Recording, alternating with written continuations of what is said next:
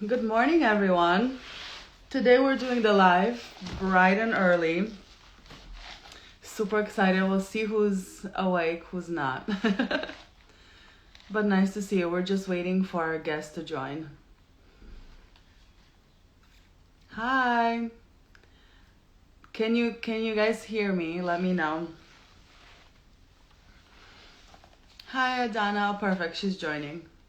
Awesome.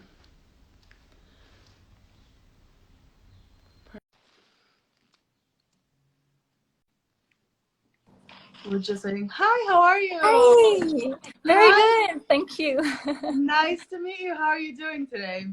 Very good, thank you. My internet is not great in Cambodia, but hi from Cambodia. Hi from New York. We'll figure it out. Don't worry. It happens Awesome. sometimes. So it's all good. So thank you for being here. As you know, I just wanted to introduce myself a little bit and this panel. And hi everyone. Let us know. I guess you can hear us. And we'll get going. So WERULE is a platform that we started with Rahana 5 years ago. And we basically have a network from all over the world, and we connect women founders and amazing women doing amazing things to mentors, investors, and different business opportunities. And we wanted to connect with you because you're doing something awesome. And, I'm an artist at heart. Like, these are actually my paintings in the back that I always have. So I'm Oh, super, nice. but it's nothing professional. So we're super excited to have you. So can you tell us a little bit about yourself, about who you are? Yes, thank you. First of all, thank you so much for having me and for contacting Of me. course. Um, hopefully my internet won't cut. But yes, so my name is Adana Mam-Legros. I'm a French and Cambodian artist and activist. I hope you can hear me. We can hear you. We can Oh, hear you. perfect. Yeah. And if it cuts off or it's a Okay. little, you're So going in and out just a little bit, but it's fine. We'll just roll with it. That's how the lives go usually. thank you. So I grew up in Cambodia all my life. And I think growing up in Cambodia, I was really lucky to be able to um, grow up with my parents who work in an NGO that fights against human trafficking in Southeast Asia. And I think that my parents' work make me an activist I am today. I think the social injustice I've seen growing up here and the world really was the drive for me to become the person I am today. So I'm grateful to have grew up in Cambodia with really strong parents. And the artist came just right after my cancer. I always loved to draw. And when I had cancer, I was stuck for 6 months in my hospital bed, couldn't do much. And so I started to draw. And after cancer stopped my studies, I was doing law and political science studies. I wanted to really use my tools, the knowledge I would learn from university to come back to my country and really help my country, especially for women's And rights, that's, you know even what? And human that's rights. amazing. That's amazing. And I saw on your LinkedIn that you went to Colombia a little bit, right? You did something at Yes, so Colombia. Yeah. So you're I was you're in our area, in New York. I Yeah. was really lucky. When I was 16, my father said, "You have to go to United States now. You have to go alone, travel, and find a summer program, do something nice with your life." So he kind of kicked me out and asked me to really grow up. And so at 16, I took my bag. 16 or 17, took my bag, arrived in New York, freaked out. And Michelangelo, actually, it's his real name. He's Mhm. my father in heart. And he did everything in his possible to find me a program. And it's so crazy. A person that I still don't know who the person is will help me to get into Colombia and paid for an entire summer program. Oh So I was wow. the lucky person. At that time, my English was very poor. So I started the class debating ethic of war and political violence. So I think my English was really bad and I couldn't get 100% of the class. But at that moment, I started to learn English. I started to learn my confidence. And I think the ethical side really struck me. I started to ask myself like those questions. I've lived in Cambodia. I've seen the horrors that women go through, and especially the prostitute, the victim of sexual abuses. But I never really asked myself the question of ethics and how in politics or how in law we can help. Mm-hmm. And so that's why I think at 16 that really drive me into that. And yeah, and after that, I think with cancer gave me the art drive, and I was like, how can I combine art and my passion of activism? Mm-hmm. So I just, you know, mixed both. Yeah. And you know what, that's amazing. And I can't really believe you, because your art is really, really, really beautiful. And, you know, you can ask like Rahana, my business partner, she knows me. I am very critical, you know, with design, with everything that we do. So I have a good eye for that. And your art is really, really, really so unique and so beautiful. So congratulations. Like, you know, it's so amazing that you discovered that talent of yours. So that's really, really awesome. So my next question is, so activism and art, how did that, you know, how did you connect the two? Because, you know, sometimes I know people who do art and then who do startups or do art and do activism. How did you think to combine the two and not just do them separately? So all started right after my chemotherapy. You know, when you face life and death at 21 years old, you have your entire life in front of you. And when life tells you and show you the reality that everything is impermanent, mm-hmm. you start to ask yourself the right question. Because when you're on your deathbed, you struggle with accepting the fact that you're only a glimpse of time. You don't have much time. You don't know when you're going. Even when you're young, you think that you have so much time, but yeah. You don't know. So I thought I have to use this time wisely. And how can I do that? And I think the happiness comes from within, right? But mm-hmm. happiness also comes from a compassionate action. When I was facing cancer, I could draw that empathy. I could feel the people going through chemotherapy with me. I could feel the happiness of that little girl walking and running. And I wanted to run like her. I couldn't run because I was stuck in the body of a 19 years old person through chemotherapy. And so just after cancer, I decided I wanted to share my story. So I went to New York, decided to do an art exhibition. Crazy. Everyone told me it's impossible. It's New York. Go back to France, out there. It occurred in New York. And you're like, wait a minute, I'll show you. Yeah, I was like, no, you know what? I face cancer. I can face any challenges in life. And it's just challenges. Life is like a game. You just play. And if you fail, it's okay. You don't lose anything, really. So I tried, of course, for 6 months. I would call my father and said, Dad, I cannot make it. Mom, it's impossible. But I fought through. And in 6 months, I was able to make an art exhibition with the sense.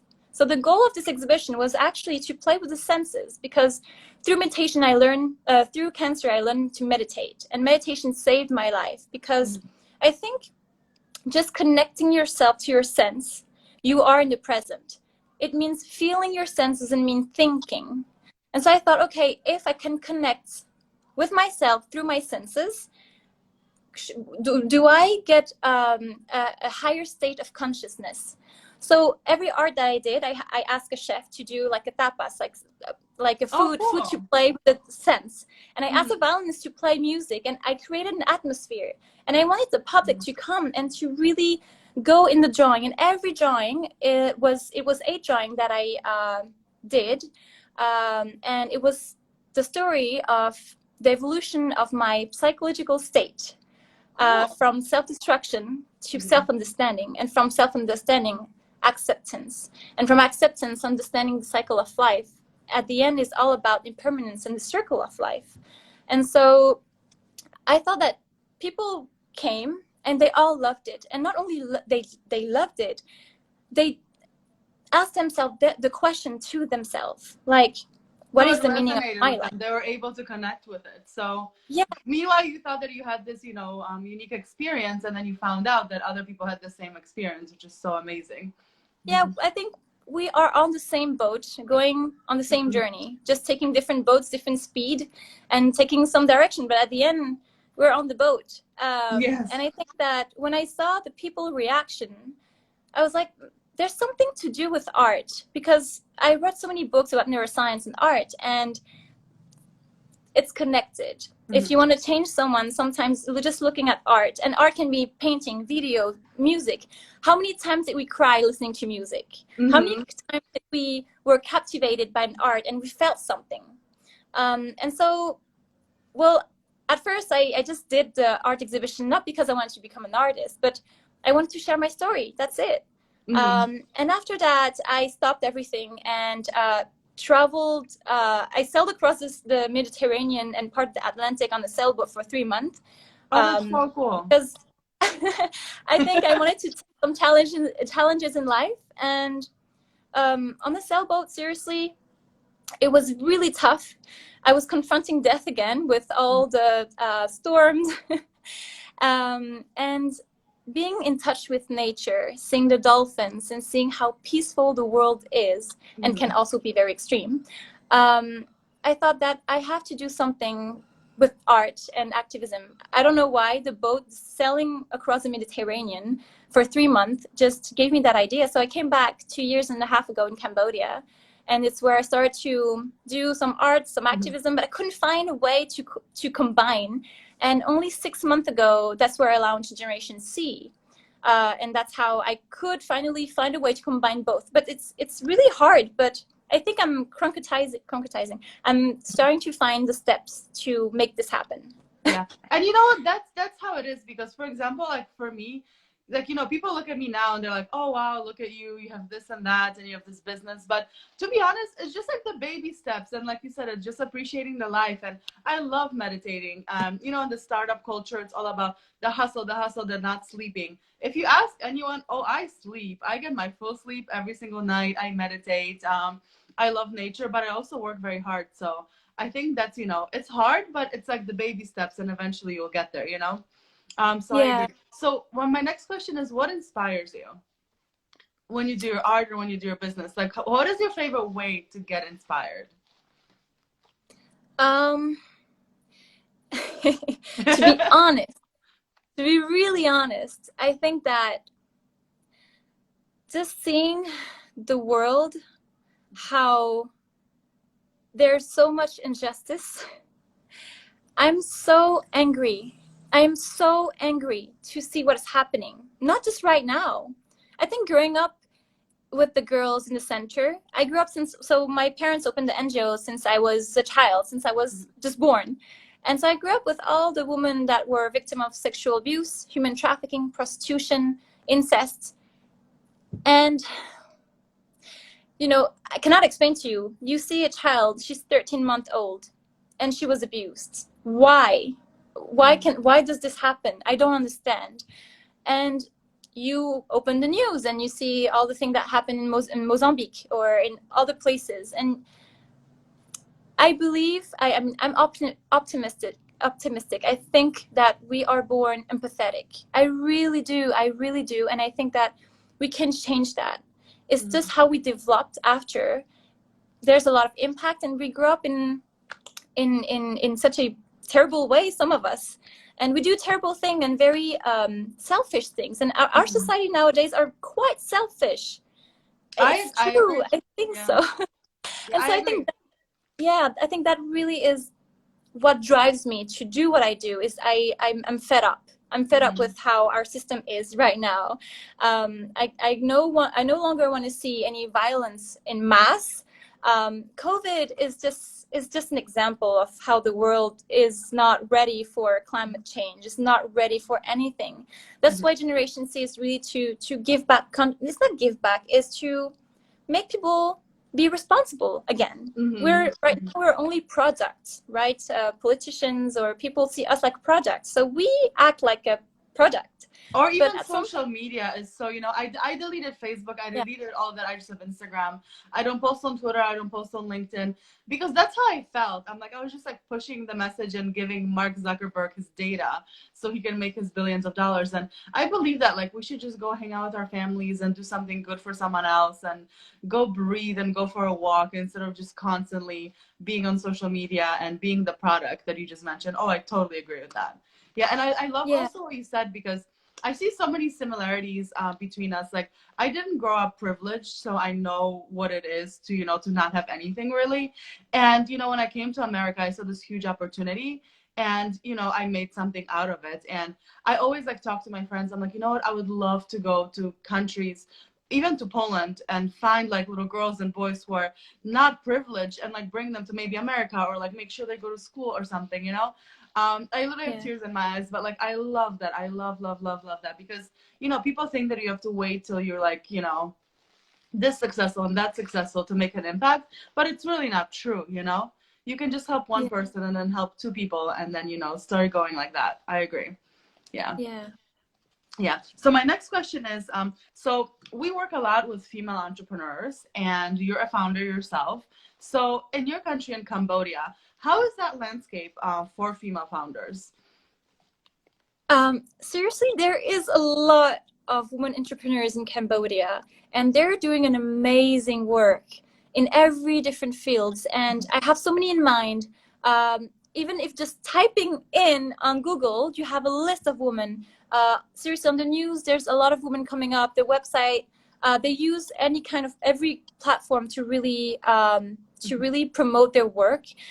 For example, Laura Mom, she's a singer in Cambodia, but she's also the CEO of Bada My Production, and it's incredible what they do.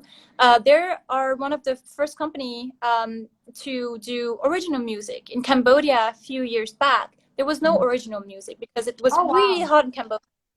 No, because yeah, in Cambodia it's still very difficult. No, I'm Yeah, just saying wow, and so because for example, like if you go to Poland, there's like all these little things about Poland that people don't think about. That if you live in the country. So that's such an interesting fact. That's so cool, and a woman is pioneering that. So sorry, keep going. Hmm.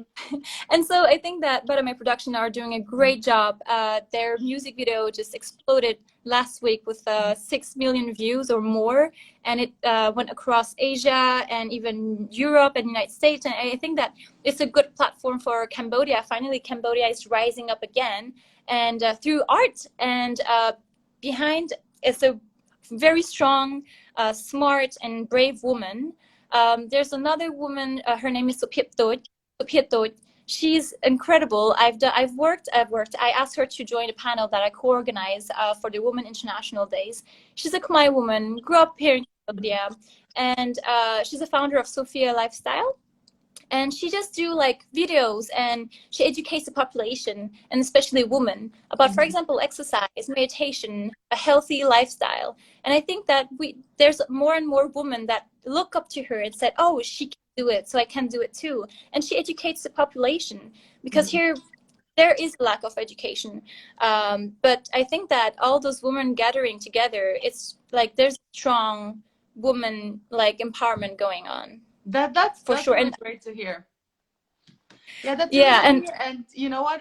Even in America, right, or even going back to Europe, like people think that in America everyone's privileged, but even in America, you wouldn't believe it. There's like no business education really, like unless you go to like a Columbia or Harvard or a big school, you can't even find those resources that are like top of the line. So we definitely have a lot of work to do, globally in that department to help women.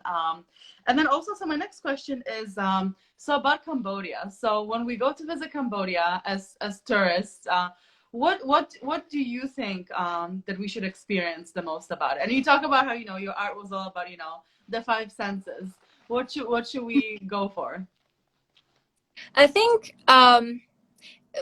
you can find all this information easy somewhere. But what I would say is Cambodia resilience as a collective. They're resilient people. As individual, I'm not sure, but as a collective, they are. If you look at Cambodian history, a few years back, there was a genocide, and from that, people are growing and fast, and the country is developing quite fast. But what I love about Cambodia is they're resilient as a collective. What they've been through is terrible, and they are really, they're brave people. How many, like, their life are really hard, and they just keep on moving forward. And that is what impressed me the most. So you can see in their faces. And even the victims, survivors of human trafficking that I've met and I grew up with, those women has really hard lives, and they stand up and they smile and they live their life. And yes, sometimes it's hard. Sometimes they do have PTSD. Sometimes they do have crisis. They are sometimes depressed, but they keep on standing up. And that's what I like about Cambodia. And also, we have a beautiful history. Angkor civilization was one of the biggest civilizations in the world. And that is really strong. And we had a really big art and culture heritage. And I really hope that Cambodian youth, and they are doing a great job right now, really rebuild our country. It's kind Including of like rising. Yourself. So that's what I would say about Cambodia, because of course, if talk about food and everything, you can find that on the internet. Nice places to go, you can find that. But I think that what's beautiful here is the strength of the people. And you still have this, well, we're losing that a little bit. But when I grew up in Cambodia 10 years, 15 years ago, people were so generous. You walk in the street, people ask you to come eat with them. And those generous acts is beautiful. And also, for example, in Cambodia, you call each other not by your name. So if, for example, a tuk taxi or a taxi come by, he will call me by Gon, like my daughter. And those things, love it. It's like in the Middle East, you say Habibi, right? Like my love. Yeah. That's and so cool. I think that is so beautiful. And what I love is that community. We're losing a little bit of that in Phnom Penh, the capital, where I feel like we're losing that. But if you go back to the provinces, I love like the feeling, the connection that people are so open to accept you. Well, during a time of crisis, different. But at the time, it's beautiful. And I think that is what makes the country beautiful. That's so amazing. I love that. And you know what? I really love ancient art and ancient cultures. So you have to send me the name of the civilization that you just mentioned, because I'm a huge geek. I love learning about that. You don't even know. That's what I do on a Friday night. You think I'm going out to dinner? No, I'm Googling like ancient civilizations, and that's, yes, I would love to check it out. You know what? So we're going to, if you guys have any questions, please let us know in the comments, but we're going to close out slowly. And we have a few surprise questions for you that are like fun, rapid fire questions. So our first question is, what is your favorite dessert? Favorite dessert. Seriously, anything, fruits. It's good for health. Here we go. Exactly. You have to stick to your visions. Practice what you preach.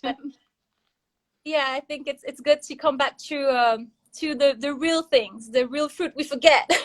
Exactly. And I think some are really delicious. Mokop is one of my favorite fruit in Cambodia. I don't know what's the name in English. So yeah, let's go with that. Okay, perfect. Awesome. What is your favorite artist? Even like from the past or current? I was really inspired, and I love Magritte. Magritte is one of my favorite artists. His life story is really harsh. He lost his mom, and I think all his painting was really very inspired by the death of his mother, which is really obscure. I love it. Of course, Salvador Dali, I'm sure everyone loves him. He's amazing. And even poets. I love poets. They do inspire me as an artist. Flaubert is one of my favorites. But yeah, the list is just infinite. It's huge. It's a big question. So you can't just pick one. Yes, I totally get it. I really want to own a Basquiat one day. So the painting that you see behind me is actually just like my version of a Basquiat. So I'm manifesting it. See, every time I go, I'm just like, bring me the real one. I love Basquiat. So our last question, our quick question is, what is the best advice you ever received, or like words of wisdom? Okay, so I think it's spontaneous. So the first thought I had, when I went through cancer, when I knew I had cancer and it was a suspicion of lymphoma, I called my dad and I was crying because I know what cancer is. I've lost my uncle and so many people. And the only thing he told me is that you're going to walk in a tunnel. It's going to be black, but at the end of the tunnel, there's always a light. You just have to, you're facing with yourself. You just have to walk to that light. And I feel like every time in life, when you go through depression, you go through breakdowns, you just have to know there's a light at the end. You just have to walk, but only you can walk. No one's going to walk for you. If you really want to get out of it, you have to be resilient. And that's a personal choice. And you have to educate and experience and fight for resilience. It's not for everyone, but you can get it. And I think that I will end with talking about resilience, because I think right now with COVID, we need a global resilience as a collective. We need solidarity, because right now, if there's no solidarity in our world, it's not going to end well. I agree. Yeah, that's really cool. I really love that. I never thought about it. You know, when something bad happens, you're in a tunnel and you can either decide to sit down or you can just walk towards the light, right? And I think that's so beautiful. This is a great way to end. I love it. I'm so inspired for the whole day. So just one closing out. Guys, let us know if you have any quick questions, but where can we find you? How can we connect with you? How can we support you?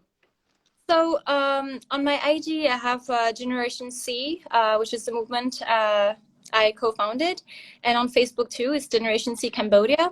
And a bit about this movement is it's a movement that was created just during COVID. Generation C stands for so many things. C stands for compassion, for consciousness, for complementarity, and also for COVID. We're a generation that is going through COVID, and everyone in the world is facing COVID, no matter the age. And we have to take responsibility, knowing that we have to be responsible, conscious, and start to do ethical things. The way you think, the way you act, it has to be conscious. It has to start from us. I think if you really want to see change in this world, you have to start from yourself, and then you will impact other people. So Generation C use art to convey those messages, and one day, hopefully, it will surpass art. But for now, it's with art, and hopefully through art we can change mindset, we can change behaviors. And I really think that I will fight for this movement. The world needs youth to stand up. We have to fight for our planet. It's really time. It's not too late, but I think that it's crunch time. Really, so hopefully, all youth out there, we have to connect and do something.